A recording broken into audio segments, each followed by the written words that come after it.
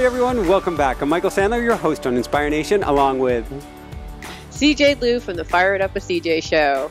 If you've ever wanted woohoo Woohoo! to start a new project, but perfectionism and procrastination are standing in your way, then do we have the show for you. Today we'll talk about overcoming perfectionism, how to get started, and ways to jump past hurdles and find your way to success. That plus we'll talk about winter fun, triumphant returns, dressing like Barney, how to re-become a squirrel on crack, and how to play on ice.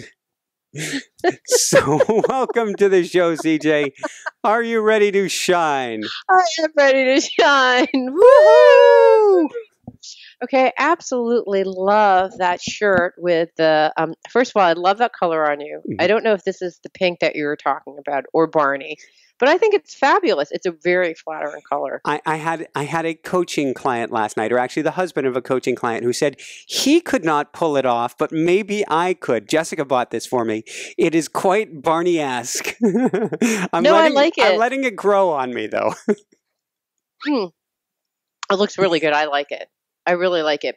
I don't know if everyone could pull it off because you're coloring. When you have dark hair like the two of us have, it's easier to pull off jewel tone, vibrant colors. But if not, I don't really know if a lot of other people can pull it off. But I think it looks fabulous, particularly with the flowers in the back. I think it's great. It's not pink, it's purple. No, you told me last week it's pink. No, this one's purple. I think she may also have a pink one. She's re-wardrobing me slowly but surely, and I'm enjoying the process. We typically have similar tastes, very similar taste. In fact, I'm actually one of those guys who loves going shopping with my wife and seeing her try on stuff, and so that comes from, I guess, my fashion industry days. But she's gradually transforming me into upgrade. We could say upgrading me for the show. I'm enjoying it. What's the vision for the upgrades? I think she said something to me a few weeks ago, which is, I want to make sure that our house, how did she put this? She wants to have nice things in the house so that she feels good about herself. I appreciate this. And she goes, so you're one of the things in the house. Okay, that's hilarious. That's super hilarious.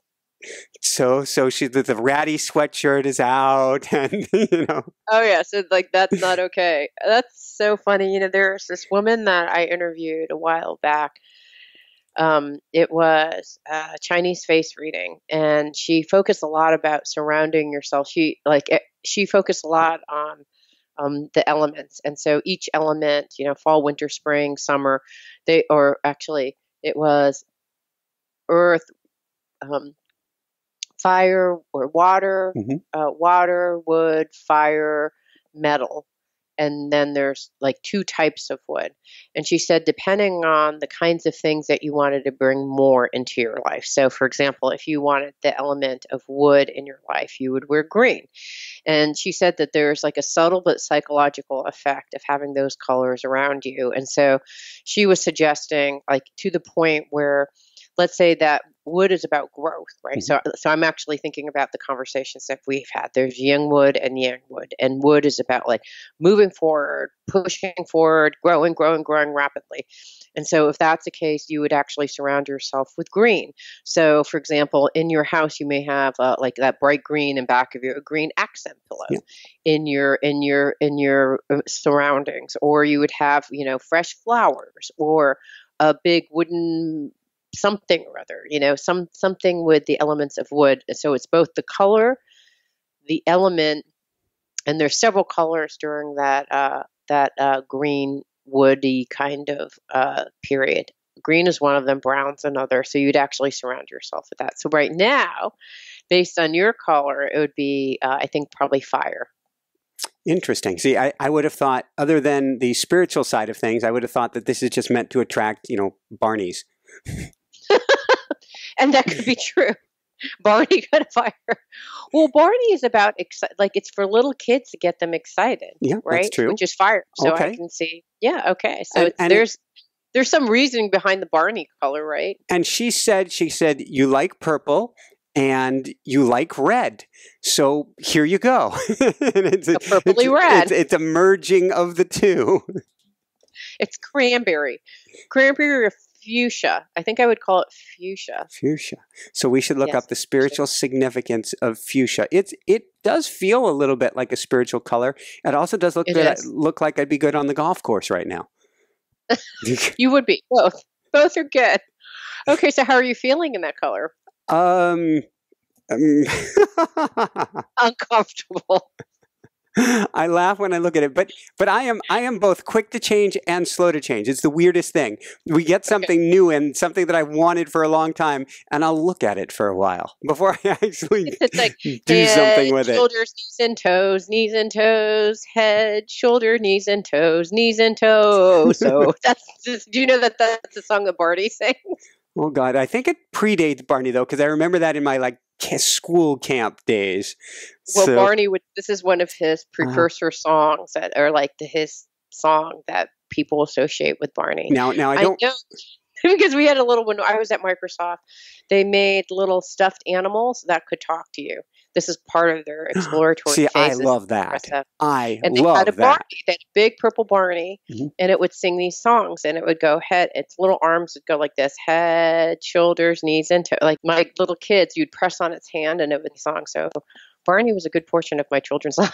So I like Barney. Now, Jessica was asking, is Barney still around, or is Barney now long since gone? I don't know. I think people do things. It's just been mutated like every wonderful, sweet thing. Like people, I think, Mr. Rogers, which was really popular during our time, they used to have drinking games. If he would say certain words, people were like, drink. And so I think they had something similar, like, when Barney's around, people take bong. Where has this show gone? I know. That's what used to happen with Barney. Okay, so let's go. Let's go from there. We're not even going there. Okay. Okay. So we're demonstrating the squirrel on crack. Yes. What's happening to Squirrel on crack? I'm working to become more of a squirrel on crack. So last week was my quote busiest week that I can recall since we started the show. And I don't view busyness as a badge. I view it as something to, let's see what can be done to get away from that so you can have more time to be rather than to do. But it's the way things worked out last week, and it's the way things are working out through today. That's why you saw me in my cycling gear right before we had our interview. I'm like, I've got a chance. I'm sprinting out the door. My God. I spent too much time in the chair last week, and my back got really sore. And I feel for people whose backs get sore, because often what it means is you need more movement rather than less. And so the answer of rest, bad idea. You need to get things moving. And so through today, since I've been stuck in the chair more or less, what I'm trying to do is, if I've got 5 minutes up, if I've got 10 minutes up, I want to move like a squirrel on crack. I want to run up and down a flight or two of stairs. I want to do some push-ups right in the floor wherever I'm at. I want to do some sit-ups. I want to run outside and run around the house. I want to do something to get that blood flow going as much as I can so that the body feels better, so that I don't have stuck energy, and I keep that blood moving through my system. And so I have been training myself to get up and out of the chair and just go. And I think it's really good for me. I'm feeling a little bit looser. Yesterday, I think, was the hardest day on the back. Today is feeling a bit better.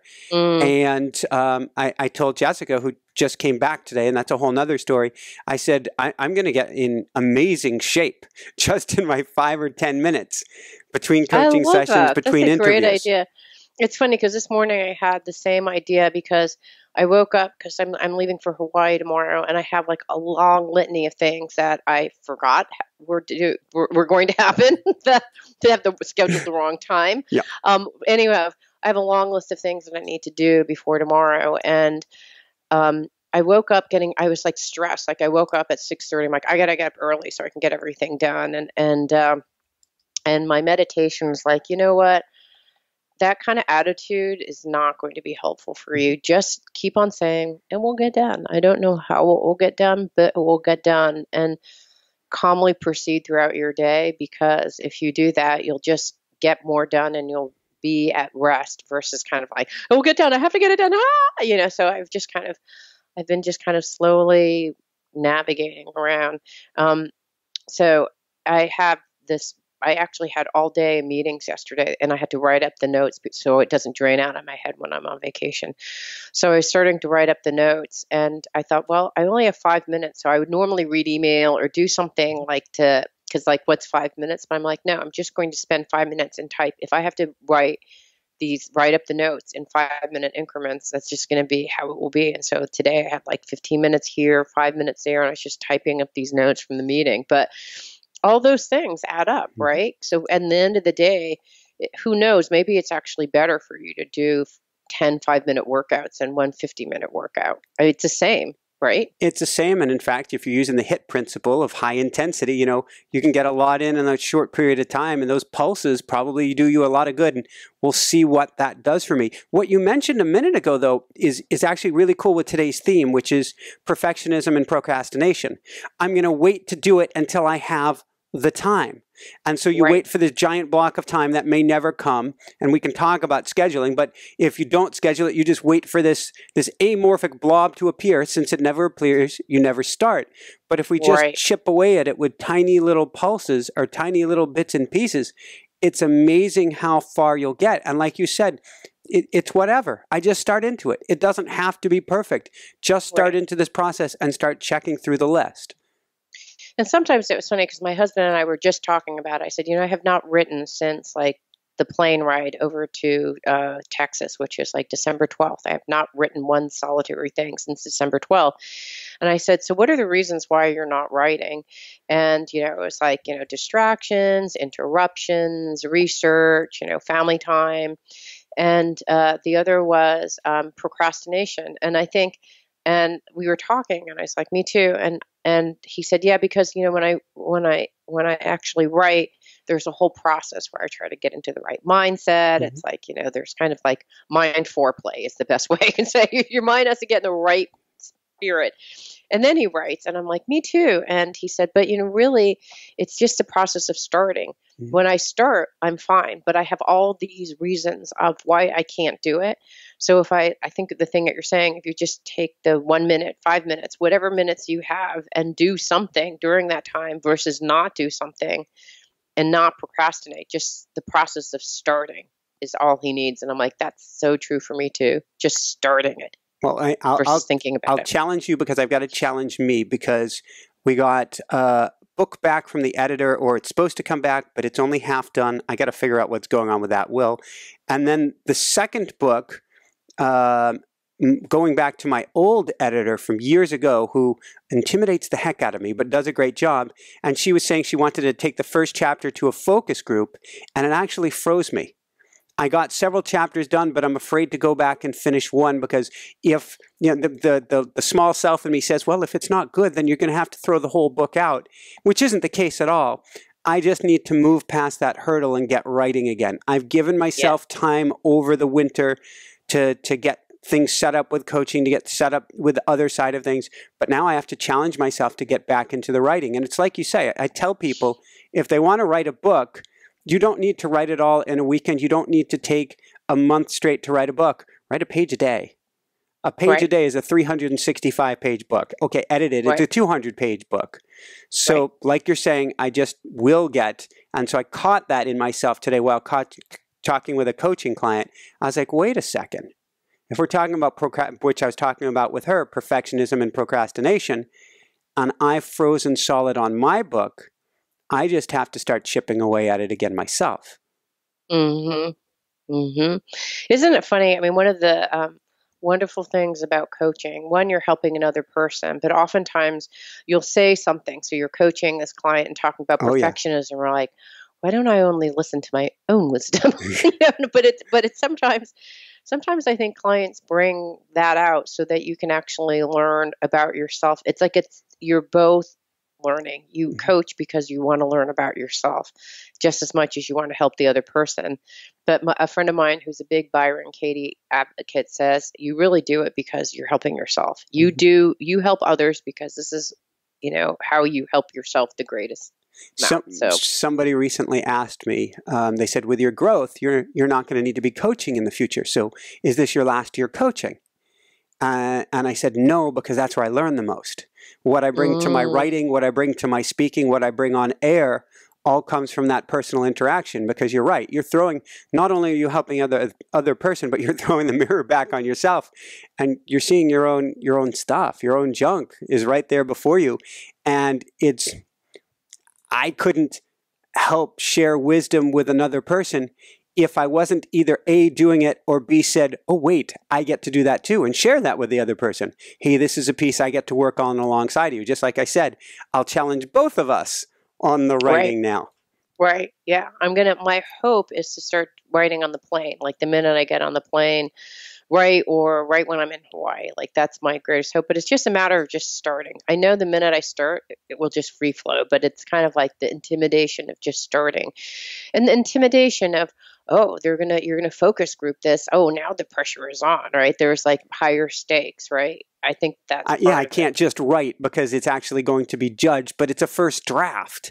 And so I'm like, and this gets back to perfectionism, and something that I've been challenged with in the past, and I guess it's coming back up, is I used to need things perfect before I started, and which means that you never start. I will, once I get this done, once I get that done, once I get the other thing done, then I'll start. And because of that, it never takes place. Did I speak? I don't want to repeat this story. Did I speak last week about the $500,000 demo? I don't think so. Okay. Tell me. The $500,000 demo is the future rock star, really talented musician who makes a demo tape and wants to take it to a producer at a record studio and a recording studio. And he goes to take it to the producer, and then he goes, I need to get some drums in this first. And so he goes back, he saves up the money, he finds a drummer, he gets the studio time, he gets it recorded, and then he goes to take it to the agent or whoever it is, and then he goes, I need a backup singer. What I really need is a backup singer. He works some more, he saves up some money, he hires a backup singer, he gets the studio time, he gets it recorded, and he goes to take it in, and then he goes, I can't believe this. I've got the most brilliant idea for these lyrics. It will blow him away. I need to take it back, and I need to re-record this thing. And away he goes, and on and on and on. And 20 years and $500,000 worth of time and money, literally later, he still hasn't turned it over to somebody to listen to, because he thinks of one more thing and one more thing to get this thing perfect. I was so guilty of that. We made this amazing barefoot running how-to DVD. Basic, clean, worked, threw it all out and said, no, it's got to be better. We've got to re-record this. We're going to go to Maui. We're going to hire a professional team. This thing is going to be drop dead gorgeous. Missed the whole barefoot running wave, making a product after people were interested and knocking on our door for it. Then we did it with a second project where instead of whipping something out fast, and last week I talked about recording quick and dirty, getting out a beautiful automatic writing program, which we'll have up soon. And that I recorded in just a weekend or less. We took a whole year to record over 100 videos for our mindful running program. Absolutely stunning, beautiful, hard work. It more than contributed to Jessica getting sick. It ran her absolutely into the ground. She was doing all the editing work, and it wasn't necessary. And it was completely overkill. And we achieved a level of perfectionism that tore ourselves apart. And on top of that, because we did the $500,000 demo and didn't want to release it until it was ready, we never got feedback from people. Oh. In today's digital age, you can release things early and tweak them. You could even put a book on Amazon and then pull out the draft and throw another one up there. Nothing's permanent these days. Okay, it can be buried in social media, but nobody will ever find it. So you can try things, you can experiment, you can get feedback with people. So it's so important not to go the $500,000 demo way. And to said, and I think this time of year, right now when we're surfing that wave of energy of new starts, of new beginning, step forward. What have you got to lose? All it is feedback. There's no negative or positive. If you get criticism that you think is negative, you go, okay, I don't need to listen to it. But whatever you get can help steer you forward. We just need to step forward and get the demo made like yesterday. Yeah, there's two pieces of work that are kind of interesting that were related to this. Remember that guy, Barney Roth? Oh, yeah. from the Stanford Business School or Stanford The School of Design. D School, yes. D School. D School.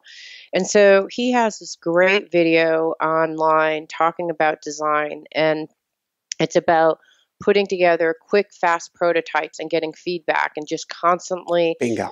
designing in a group and doing these quick turn feedback things as a way of design, which is very different than, and it's more, so at Microsoft, we like, if you look at Microsoft Excel, there's like tons and tons of features. So when you add a feature, it's like you're taking this like, bajillion by bajillion grid and like having to make sure that, the code that you put in doesn't like break something else. And so it's this super complicated monolithic product.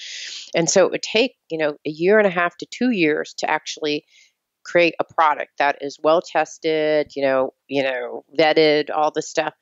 And meanwhile, there were places like Google that were just like throwing out stuff that wasn't actually maybe of high quality in the very beginning, but they just iterated over and over based on user feedback, And so I think that it's a form of design ideas that they're having right now. Because I think people used to have this it's kind of the industrial age, where you couldn't put out products rapidly, so you actually had to get it exactly right and, do focus group testing, all this kinds of stuff. It's kind of an old way of doing things, but the D School has this new way. And there's also, even at Microsoft, I'm sure they're doing, this is like really like 20 years ago what they used to do. I'm sure they're doing something different.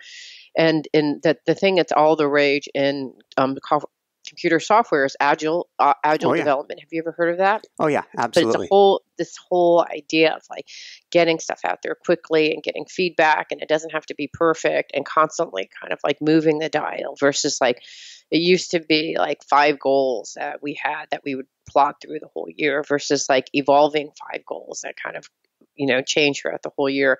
It's just a different way of doing things that I think got started as a result of the internet, because people would throw out products, get feedback. I mean, it's just way faster way of developing product. And I think this is now kind of the way that you move out of perfectionism but I think it's important to recognize the roots of it, right? It's because we had this kind of industrial age kind of way of manufacturing, and then the risks were really high if you launch something that was bad.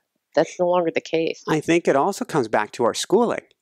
You had to turn something then that's perfect. You don't turn it in half done or close to perfect, get it back, and then fix it and turn it back into the teacher. So you're not rewarded for risk. You're only rewarded for perfection. And that makes it really hard to get started if it's your own self-imposed deadline. Because then you set an incredible, you've been trained over 12 years of education or more. You've been trained. It has to be a certain way, or don't even think about turning it in. It's fortunate we moved past it for starting this show, and this show has helped put our perfectionism really in remission, though I admit we're the book now, an open-hearted warrior. I'll get to work on that.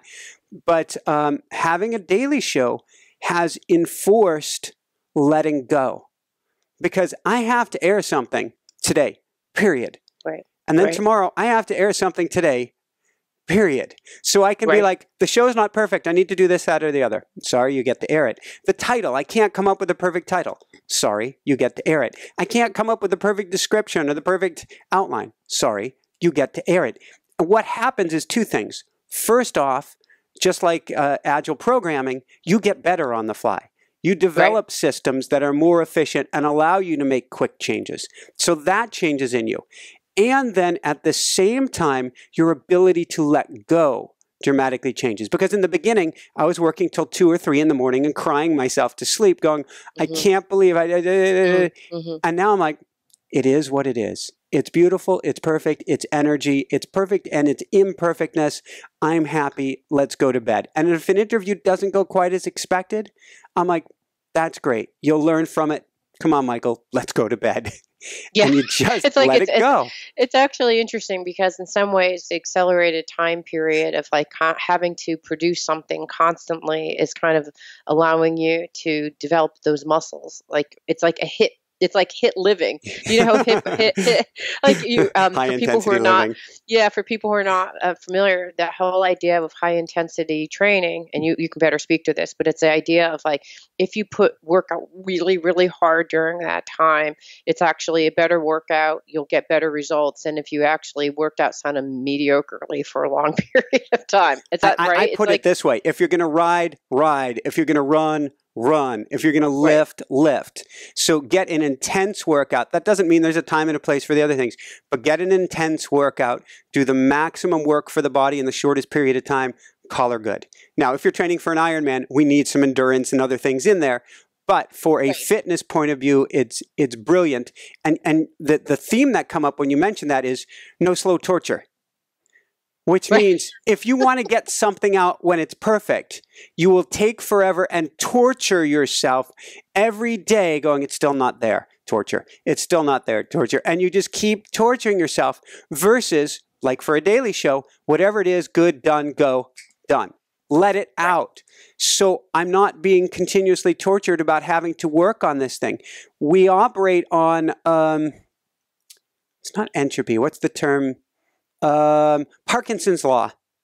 Parkinson's law says that we will take as much time for an activity as we have. So if I have 2, 3, 4 hours a day, whatever it is, to get a show done, I will take 2, 3, 4 hours a day. If you give me a week and it's say 40, 50, 60 hours to get a show done, I will take 40, 50, 60 hours to get that show done. Will that 60-hour show, and you can speak to this because you've been working on this, will that 60-hour show be that much better than the 4-hour show? My guess is no. But I will have lost the rest of my life in the process, lost my wife in the process, not seen my kitty cats, not seen myself, my health, or my diet for marginal gains, and that would be slow torture. Yeah. I completely agree. I think as you were talking about that, I realized that I experienced this just recently because my son, we have to actually write a parent survey for your junior and high school to kind of tell us about the strengths of your child, tell us some stories about your child, and tell us about their gifts and abilities and all these different things. Because what they're trying to do is and I didn't know at the time, like I wrote this last year 2 years ago for my eldest son, and now I'm writing it for my youngest son. And I'm trying to get this thing perfect, right? And I finally reached a point yesterday where I was like, this thing is taking forever and it's not going to be perfect. And I can't stop myself from doing it in this way.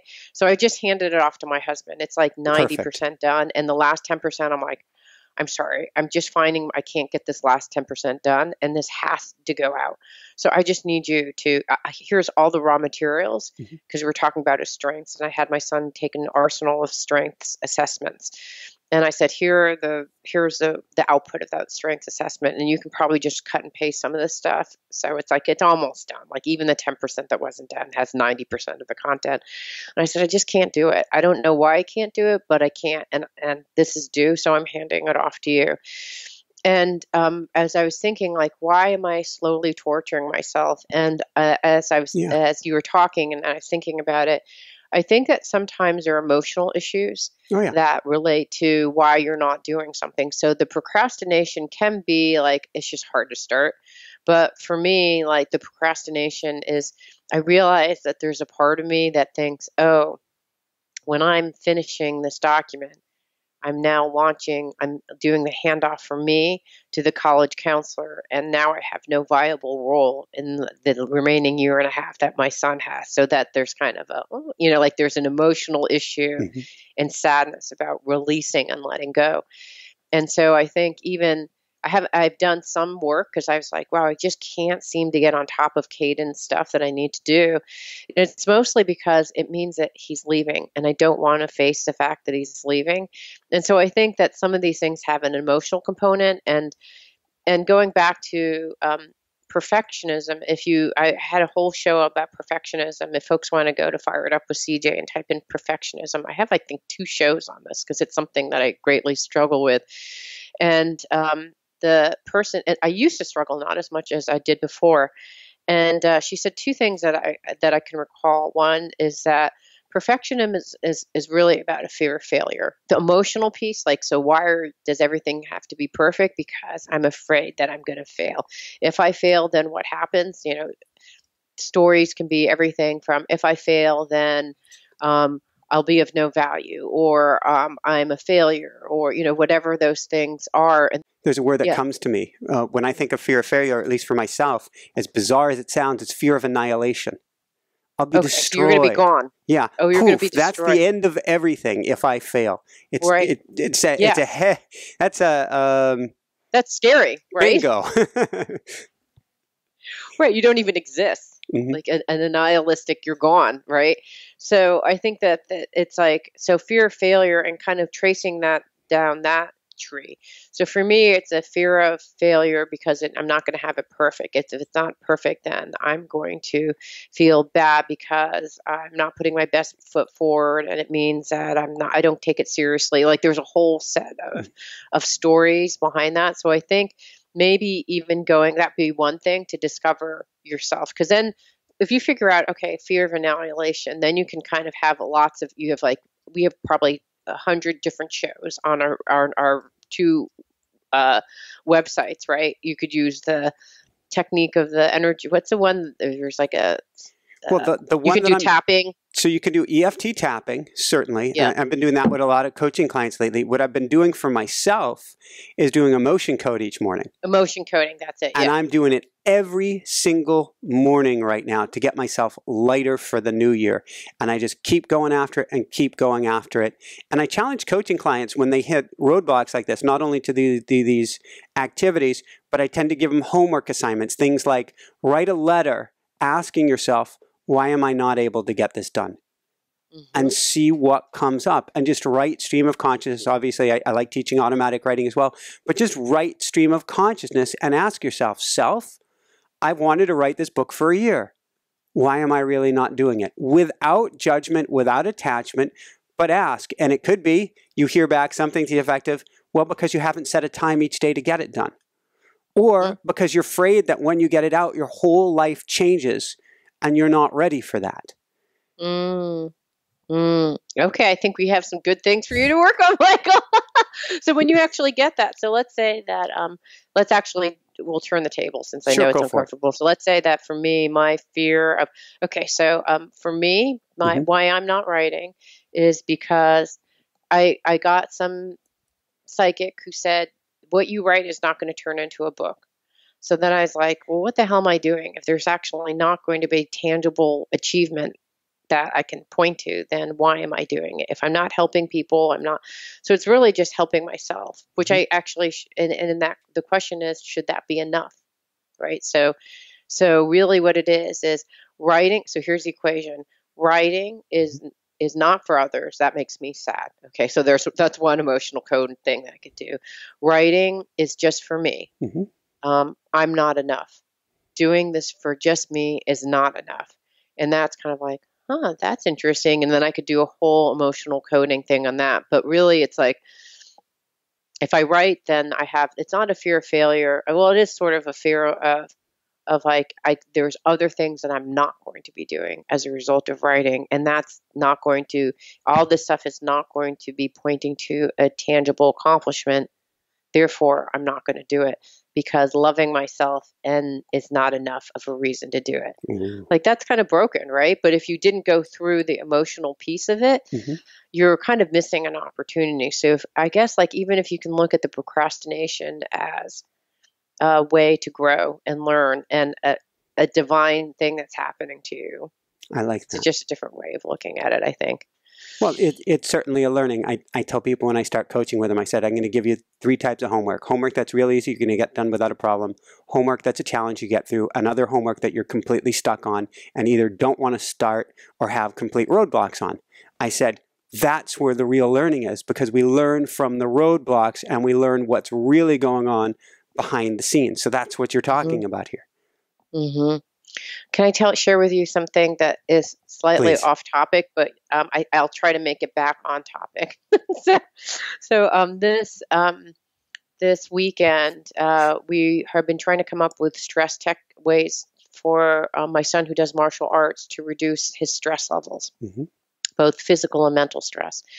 And his teacher, who teaches kung fu, came in and taught us Wim Hof, which you've told me about. Oh yeah, right? Iceman. Are you still doing it?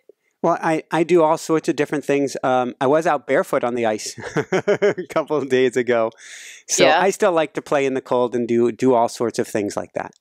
Yeah, so the whole idea is there's a special type of breathing that you do that completely oxygenates your body. You focus that with your mind, so you're actually adding lots of oxygen and mentally focusing your energy, and then literally putting yourself in a cold shower for 15 seconds. So I have a hot shower. I turn it on for like ice cold for 15 seconds, turn it back on, and then you work from 15 seconds to 30 seconds up to a minute.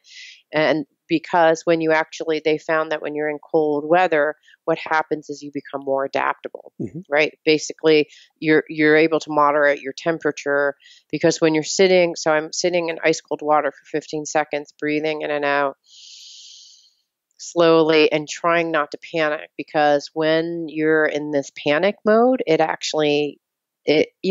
your body is probably diverting its energy in lots of different ways. So basically, the cold part is really just for, I guess, boosting your immunity system, but then also more emotionally being like, I'm calm and present. Even though every part of me wants to run and fight or flight, I'm going to sit here calmly in this ice cold shower. But I think that it's helped me, because part of the reason that I sometimes procrastinate is an energetic thing. I don't have enough energy to do it. But what I found is when I'm doing this Wim Hof stuff, I feel more energized, so I can like dive in and do something. Yeah. So anyways, that's another technique. As a complete aside, I'm guessing I've mentioned it to you before. Have you Googled barefoot running in the snow? And see what's come up. You told me about those monks, right? That they literally take sheets. They're monks sitting out in the snow, and they have so much tuma or whatever it's called, that they have so much heat that comes out of them that you can put a sheet on them in the snow and they dry a sheet. So I used to do that kind of stuff, maybe not to that extreme. Yeah. But if you look up barefoot running in the snow, you'll find Jessica and I running in a foot or two of snow, barefoot, me in shorts, and then running right into a pond before it's frozen, and running through the 32-degree water and back out. And our editor put it to the music. Well, we had a twisted say in it too. Everybody going surfing. Let's go surfing now. I love doing that stuff of building up this fire engine of heat inside of me. When Jessica, one of our first dates, I think our first time out into nature, it was late winter, early spring in Colorado. I guess early spring in Colorado. We were up almost at tree line, and there was this pond. The pond had just melted. There's snow and part of like this glacier that comes right to the edge of the pond. And I stripped down to my shorts and went and stood in the water for half an hour, taking photographs of still pond water that meets ice, that meets glacier, and just stood there without getting cold in like 33-degree water for half an hour. And it felt great. It sounds nuts, but it feels great once you get that breathing system, and once you realize that right now, the only reason that you're at 98.6 degrees and your room is not 98.6 degrees is because your body can generate heat. Once you learn how to make that more of a conscious process, then you can go in cold water like you're doing. You can go into snow. You can go where I certainly haven't done what the monks have done, of gone up on a hillside and, had the steam come off of them. But you can do that once you become mindfully present of how much you are in control of you. And that comes back to procrastination and comes back to perfectionism, is once you realize that you have, while control on some level is an illusion, the ability to start things and the ability to change things that you have control over is much greater than you ever imagined. Yeah, and I think it's actually related. And what I've been using for is really just about getting yourself energized and pumped up. Because if your energy is so it's like a quick way of getting like energy, like getting in your mind into like snap to whatever. Like, cause there's all this distraction and interruption. And so if you can get your mind focused, this seems to be one of those tools that you can do that. Just going back, one of the things that in this class that my son's Kung Fu teacher was teaching us on Wim Hof, he said that is it Wim you've Hof? got it right. He said Wim Hof. They've been researching him because he was able to take a group of different people from different levels, like age levels, health levels, whatever, climbing up in the snow in Everest, and which is like people usually suffer from like altitude sickness, cold, like a litany of things why people don't make it. So he took these people who were, I think, somewhat well trained, but not like at mostly what people do to climb Everest is pretty heavy duty. So they're somewhat well trained, all different age, genders, whatever. And every single person on that trip made it because they did this Wim Hof thing, and people were, they just couldn't believe, like, why did they make it? Why did this group? And the other thing, so they started studying this. So he's at some, I don't know where he was, Columbia University, someplace where they immersed him in a cold water tank. And they were keeping track of all his vitals. And they noticed that I think there was something going on in his liver. So they're like, we got to pull him out. We got to pull this guy out because he's going to flatline. Like, we don't want someone to die so we can get this research. He's like, no. I got this. And he focuses on his energy on heating his liver. And the problem went away. Wow. So like, imagine like being able to take your energy and like apply heat just to your liver area. I mean, just to further testify that yes, if you like, you can control, and we can have more control over things than we even understand. Yeah, and we did have one of the people who was in one of his groups that climbed a mountain with him. We did have him on the show last year, Scott Carney. Oh, so, what did he say? Well, he said it was fascinating, and he went there. He was a guru buster.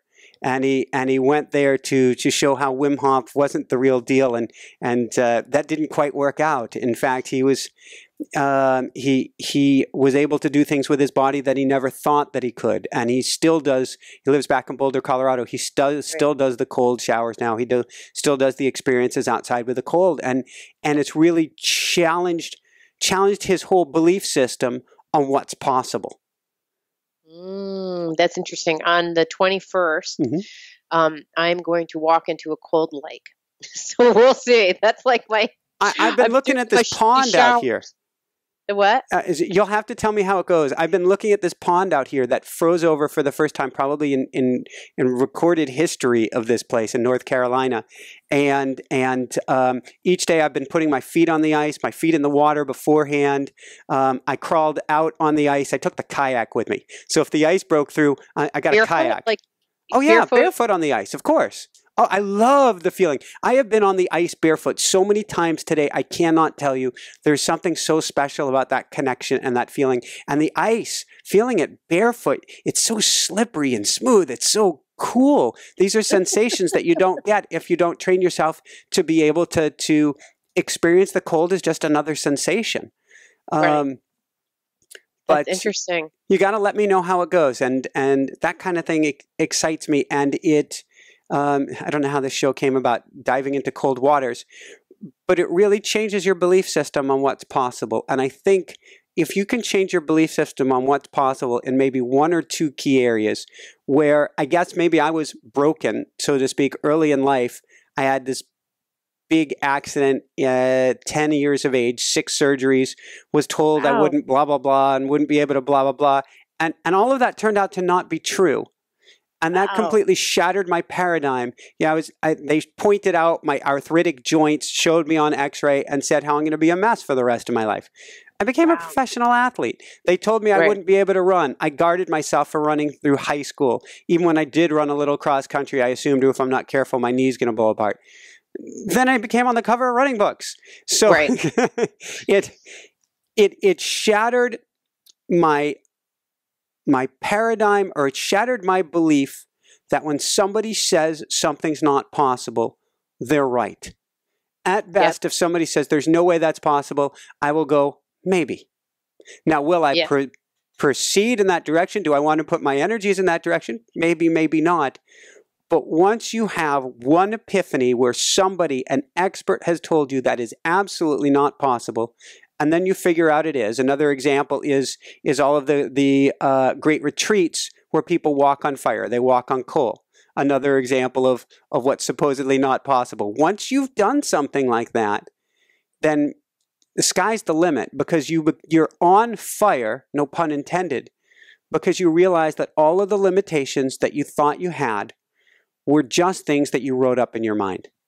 Yeah, one of the things that the teacher had us do and so he figure out, do push it until you've hit your maximum when I was 21, and then on my knees. And then he basically had us do the breathing you do 3 sets of 30 breaths, and then you hold in the exhale for a certain period of time. Yep. And then when you're holding in the exhale, he had us, as we're holding in the exhale, do push-ups. And these push-ups felt like nothing. I felt like I was going like this with my arm. I was just pushing up, and I could have gone into probably 40, but I hit 21. And the reason I couldn't go higher was not out of my physical limitation. It was because I couldn't breathe, because you're holding your breath while you're doing the push-ups. That was unbelievable to me, how little it hurt and how I was holding my breath the whole time. And so I think that our bodies, minds, and spirits can adapt in ways that we don't even know. I mean, that was just shocking to me. Woohoo! Woo! So, any last words of wisdom on procrastination, perfectionism, anything of the sort, CJ? No. Well, actually, one last thing. In the video that we did about perfectionism is hitting an unrealistically high expectation generally.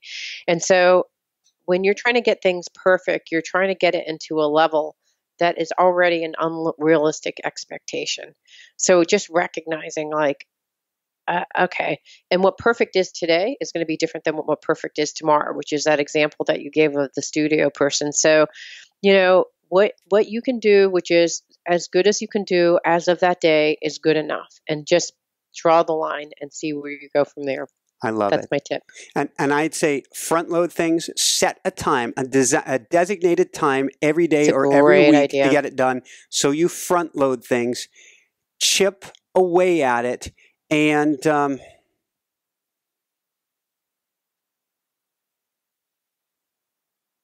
like you said, realizing what you do today. If I looked back at the show when we started, I don't think I'd be aghast. I'd be amazed at how far I came, but I also wouldn't want to air those original shows. Right. But that's okay. That's the starting point. Take your starting point. Go for it. Enjoy the journey. It's a process. Perfectionism truly is an illusion. No matter how good you get at something, you will be able to get better in the future. The most important thing is just to start. So I would surf the energy of this time of year. Take a chance. You have everything in the world to gain for it, least of all your confidence, because once you step forward into what you're capable of doing, nothing will ever be the same again. Woohoo! Woohoo! On that note, it's bike ride time, CJ. Yay! So for everyone out there, it's Michael Sandler and CJ Liu from the Fired Up with CJ show saying, be well, have fun, get started on whatever is your great adventure for 2018. Baby steps, but start it today and shine bright. Woohoo! Woohoo! Thanks so much for watching. If you enjoyed it, be sure to like below. Also, leave your comments. Have some real fun with it. Subscribe to our channel where you're going to get more great videos, more interviews coming up. And check out our website, inspirenationshow.com. That's where you'll find tips, blogs, information, videos you won't find anywhere else, and useful and helpful resources to really help you kickstart your life and to shine bright. Thanks so much again. Thank you for your support. Like, comment, subscribe. See the website. Thanks so much and have fun. Of course, shine bright. Woohoo!